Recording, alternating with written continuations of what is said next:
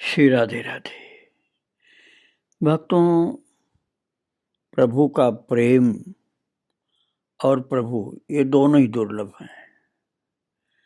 कोई सोचता है कि हम बहुत ज्यादा पढ़ लिख लेंगे, आधुनिक पढ़ाई चाहे जितना पढ़ लो या प्राचीन पढ़ाई चाहे जितना पढ़ लो, वो चाहे व्याकरणाचार्य हो, चाहे बहुत से विषयों का आचार्य हो, चाहे बहुत से विषयों में पीएचडी किया हो, भक्ति उससे अलग होती है। शास्त्रों का ज्ञान अलग चीज है, भक्ति और भगवान का प्रेम अलग चीज है। आप श्रवण कर रहे थे सार्वभौम भट्टाचार्य, जो उस समय बहुत प्रसिद्ध विद्वान थे, लेकिन वो पहचान नहीं पा रहे हैं गौरांग महाप्रभु को। वो अपने को अधिक बुद्धिमान समझ करके ये कह रहे हैं कि आप युवावस्था में संन्यास ले लिए, ठीक नहीं किया आपने। तो सार्वभौम उनको समझाने के लिए, महाप्रभु को समझाने के लिए मिलना चाहते थे, और फिर मिलन हुआ इनका। दोनों लोग एकांत में बैठे। सर्वप्रथम भट्टाचार्य ने अपनी निस्वार्थता प्रमाणित की। बोले स्वामिन, क्योंकि सन्यासी को स्वामी कहा जाता, स्वामी जी, इसलिए बोले स्वामिन, तुम मेरे गांव के दोस्त के पुत्र और परम गुणों से भूषित हो। तुम्हारी ओर सहज ही मेरा चित्त दौड़ता है, इसलिए तुमसे कुछ बातें कहने के लिए मेरी इच्छा बराबर बनी हुई है। मेरे उद्देश्य को ध्यान में रखते हुए तुम मेरी धृष्टता क्षमा करना। और भक्तों, सार्वभौम अपने को बहुत ज्ञानी समझते हैं, लेकिन एक बात आप समझ लीजिए कि चाहे उनको दंभी भी कहा जाए, चाहे उच्च पदस्थ हो, इसके लिए अहंकार हो, लेकिन महाप्रभु के निकट आते ही सार्वभौम भट्टाचार्य थोड़ा नम्र होने के लिए बाध्य हो जाते हैं। ऐसा क्यों होता वे समझ नहीं पाते। फिर भी वे इतना समझ पाते हैं कि पीछे से उनमें जितना साहस है, प्रभु के निकट आने पर उतना नहीं रह जाता साहस। सन्यासी के प्रति श्रद्धा होती, इसलिए तो बहुत उपद्रवियों के द्वारा पीटे जाने से बचाया था महाप्रभु को जगन्नाथ मंदिर में सार्वभौम ने। लेकिन भगवान है, ये बात अभी वो नहीं मान सकते हैं। सार्वभौम एक ठाकुर की उपासना करते हैं, और वो ठाकुर कौन है? वो है विद्या बुद्धि। नास्तिक नहीं है, लेकिन विद्या और बुद्धि की बात को सर्वोपरि मानते हैं। प्रभु की कितनी विद्या और कितनी बुद्धि है वे नहीं जानते, फिर भी उनका यह अटल विश्वास है कि बालक सन्यासी किसी भी प्रकार उनके समकक्ष नहीं होंगे। वो समझते हैं कि मेरे बराबर थोड़े हो सकते हैं, बालक हैं, सन्यासी भले हो गए, किंतु फिर भी उन्हीं बालक सन्यासी के निकट आते ही वे थोड़े स्तंभित से हो जाते हैं, और चेष्टा करने पर भी अपनी वो स्वच्छंदता एवं निश्चिंतता लाभ नहीं कर पाते, जैसा और जगह उनको होता है वैसा नहीं रह पाते हैं, झुक जाते हैं। आज सार्वभौम ये संकल्प करके आए हैं कि वे अब और प्रभु के समक्ष झुकेंगे भी नहीं। भाई उसे झुक जाते हैं रोजाना, लेकिन आज सोच के हैं झुकेंगे नहीं, इसलिए रूखा बोलने की चेष्टा कर रहे हैं। उन्होंने कहा तुम मेरी धृष्टता क्षमा करना, किंतु तुम्हारे समस्त कार्य शास्त्र और न्याय संगत हैं, मैं ये नहीं कर सकता। तुमने छोटी उम्र में संन्यास लेकर अच्छा नहीं किया, फिर भी तुम्हारे अंदर जो भक्ति का उदय हुआ है वो दुर्लभ है, ये मैं मानता हूं। यदि भावुक का ही धर्म अवलंबन करना था तो संन्यास आश्रम क्यों ग्रहण किए? सन्यासी के लिए नृत्य करना, गायन करना ये अच्छा नहीं माना जाता है, किंतु तुम्हारा तो वही भजन साधन है, नृत्य करते हो, गाते हो। तुम्हारी उम्र कम है, इंद्रियों को वश में रखना होगा। ज्ञान के आश्रय के बिना नर्तन गायन से तुम किस प्रकार इस कार्य में समर्थ होगे? अरे सन्यासी को ज्ञान अर्जन करना चाहिए, नृत्य करना सन्यासी के लिए शोभा नहीं। तो श्री निमाई हाथ जोड़ के बोले, मैं अज्ञ बालक हूं, भला बुरा नहीं समझता, इसीलिए आपका आश्रय लिया है। मैंने अपनी ये देह आपको समर्पित की जिससे मेरा मंगल हो। आप वही कीजिए जिससे मेरा मंगल हो। सार्वभौम ये सुन करके बड़े प्रसन्न हुए। प्रभु यदि कहते कि भट्टाचार्य तुम अंधे, दाम्भिक और व्यर्थ के रस में डूबे हो, मेरे पास अमूल्य धन है, उसे बिना विनिमय के तुम्हें देने आया हूं, तो भट्टाचार्य तुम्हारा क्रोधित हो जाते कि मेरे जैसे ज्ञानी को ये बालक जो मूर्ख समझ रहा। यही जीव का स्वभाव भक्तों, ये अपने को ही सबसे बड़ा समझदार समझता है। प्रभु ने ऐसा नहीं कहा कि तुम मूर्ख हो, तुम्हारे समझ में नहीं आ रहा, बल्कि उन्होंने कहा कि तुम बड़े हो, मैं छोटा हूं। इससे सार्वभौम भट्टाचार्य जगत के सर्वश्रेष्ठ पंडित और बुद्धिमान पूरी तरह से आह्लाद से गल गए और प्रतिष्ठा का लोभ जो था ना, उसके कारण बड़े प्रसन्न हुए कि मेरा सब बड़ा सम्मान कर रहे। तो सार्वभौम ने कहा, तुम अति सुपात्र हो, इसलिए तुम्हारे गुणों के कारण मेरा चित्त तुम्हारी ओर इतना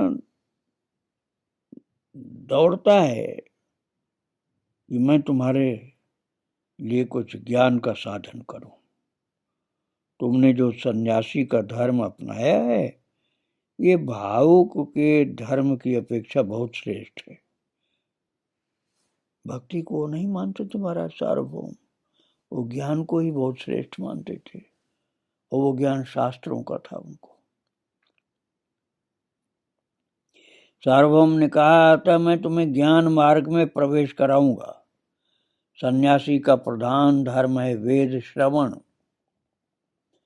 तुम वो श्रवण करो, क्रमशः तुम्हारे अंदर ज्ञान स्फुरित होगा और इंद्रिय दमन की शक्ति भी तुम्हें बढ़ेगी। मैं रोज अपराह्न में तुम्हें वेद पाठ करके सुनाऊंगा। प्रभु ने उत्तर दिया, जो आज्ञा।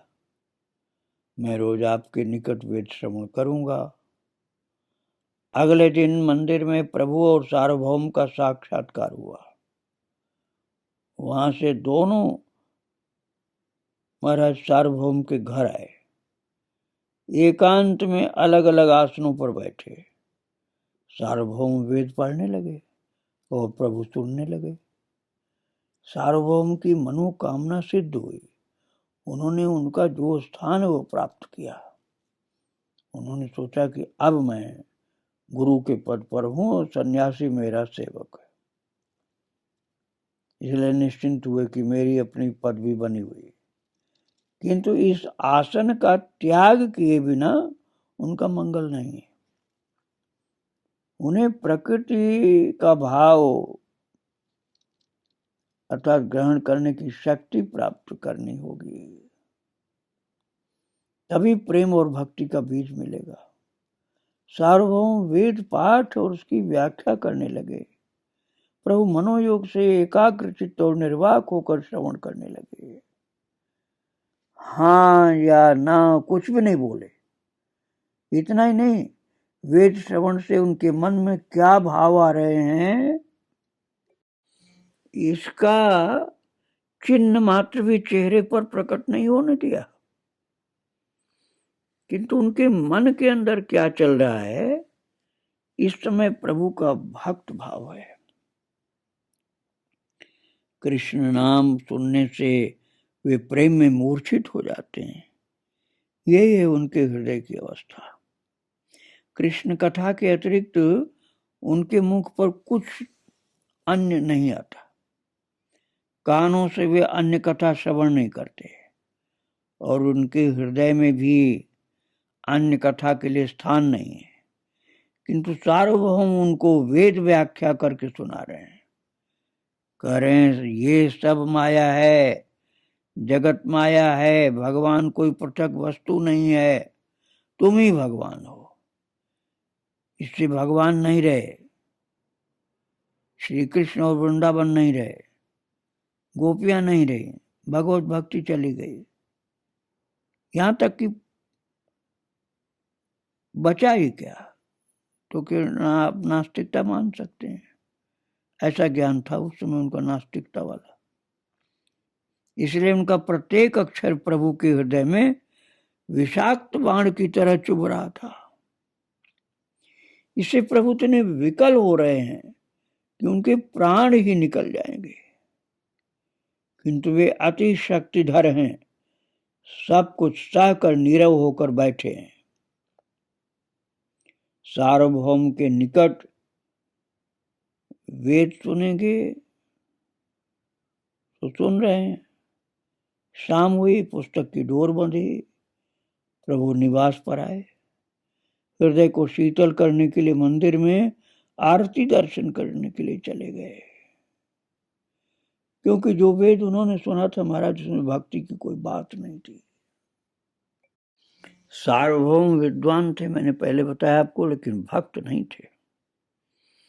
तो अपनी विद्वत्ता के कारण वो जितनी सामर्थ्य थी, खूब व्याख्या की वेद की। वासना थी कि नवीन सन्यासी को अपनी विद्या बुद्धि से चकित कर देंगे। बीच बीच में पांडित्य और बुद्धि की छटा बिखेरते हैं और सोचते हैं कि नवीन सन्यासी स्तंभित होंगे मेरे विद्या बल को देखकर।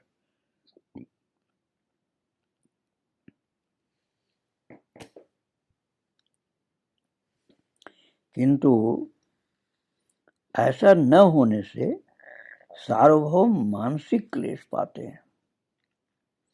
पुनः प्रभु के चेहरे का भाव ध्यान से देखते हैं, किंतु कुछ भी नहीं समझ पाते।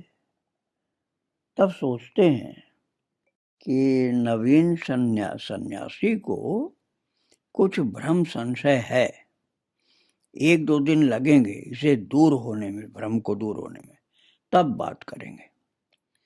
दूसरा दिन भी ठीक उसी प्रकार गया।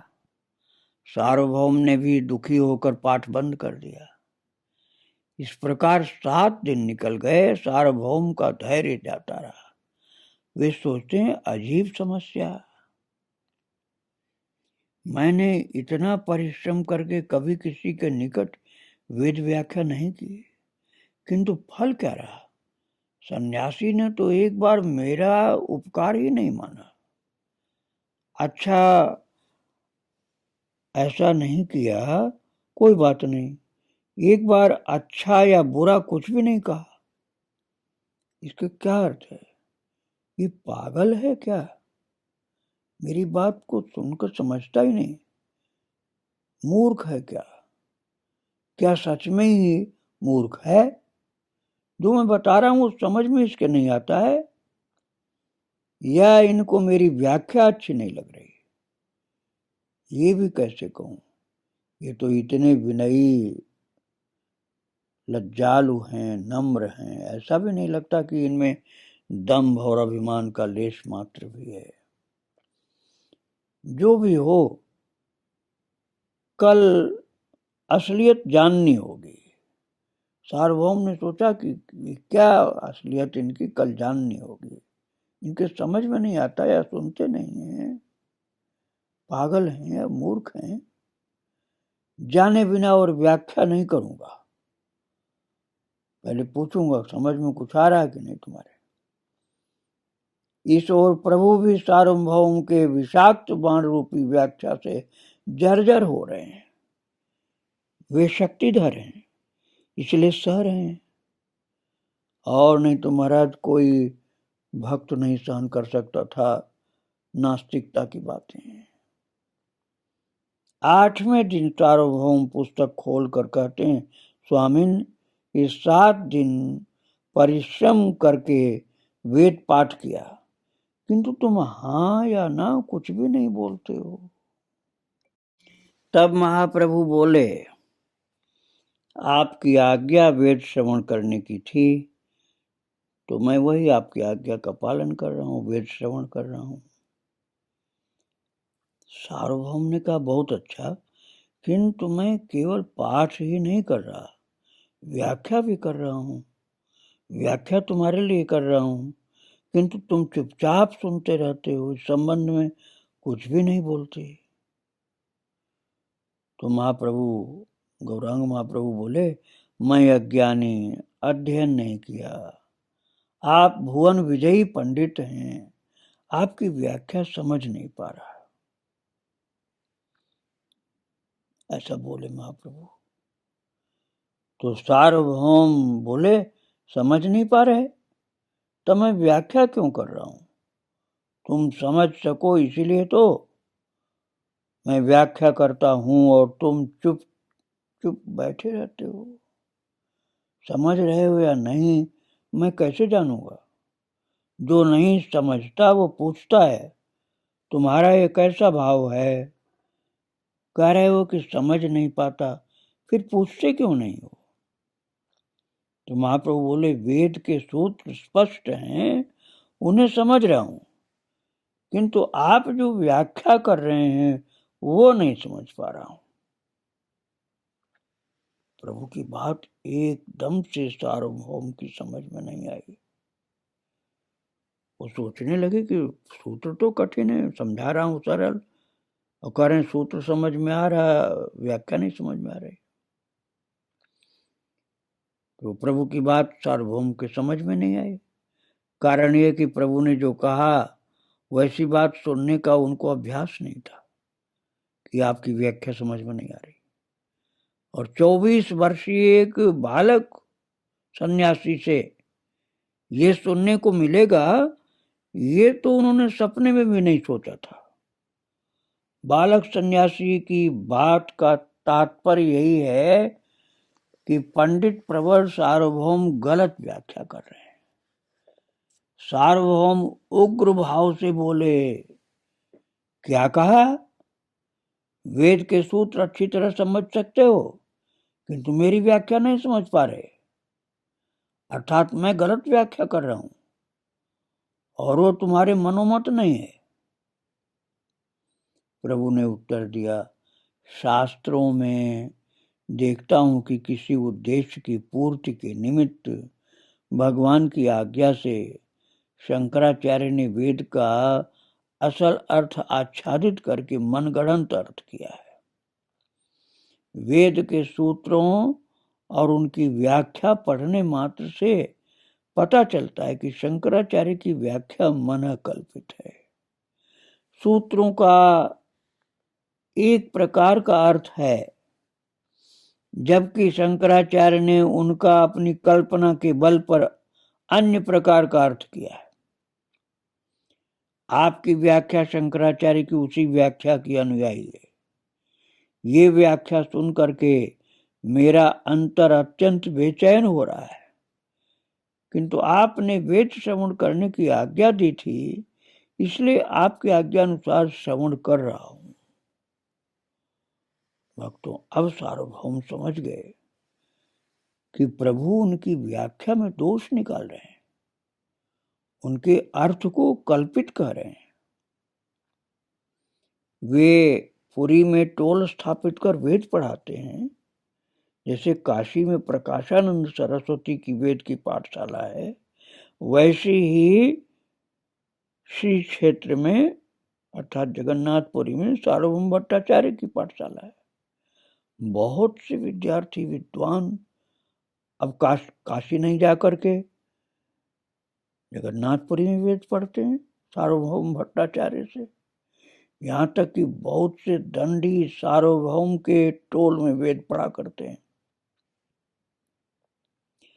वही सार्वभौम वेद की व्याख्या कर रहे हैं और सुन रहे हैं नदिया निवासी जगन्नाथ मिश्र के पुत्र, उम्र 24 वर्ष, जिन्होंने कभी वेद पाठ नहीं किया और जो सार्वभौम वेद व्याख्या कर रहे हैं, वे स्वयं वेदों के आकर स्थान काशी जाकर वहां की समस्त विद्या बुद्धि सोख कर सीख कर अपने साथ ले आए। और इन बालक सन्यासी के प्रति उनका वात्सल्य भाव है।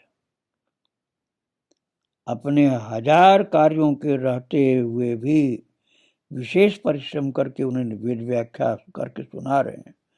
वही बालक कह रहे हैं कि तुम्हारी व्याख्या का प्रयोजन नहीं, मैं भली प्रकार समझता हूं, तुम्हारी व्याख्या आमूल दोषपूर्ण है। अब महाराज सार्वभौम धैर्य खो बैठे और क्रुद्ध हुए। बोले, अच्छा, पांडित्याभिमान भी है तुमको? बाहर से दीनता देखता हूं और अंदर अभिमान से पूर्ण हो। तुम मुझे सिखाओगे? ऐसा ही है तो अब वृद्धावस्था में तुमसे ही वेद सीखूंगा।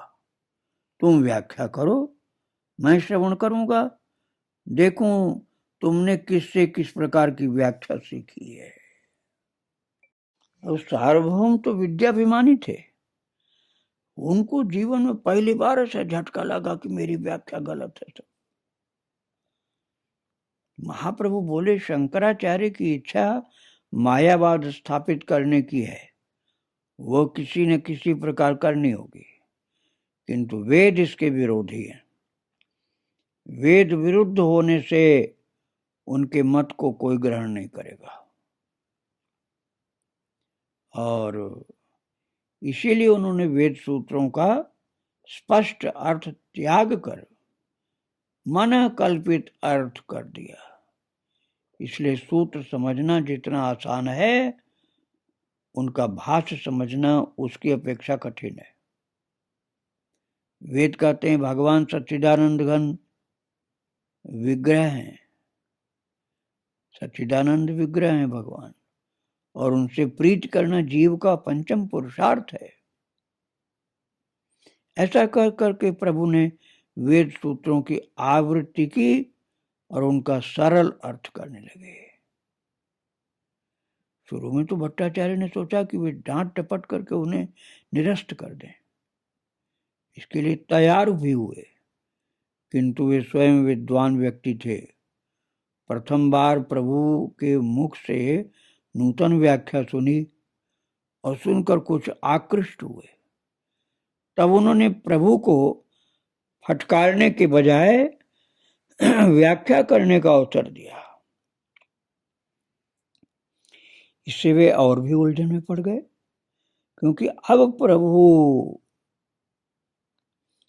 को और भी नई बात कहने का अवकाश दे दिया, मौका दे दिया कि अब आप सुनाओ व्याख्या। फिर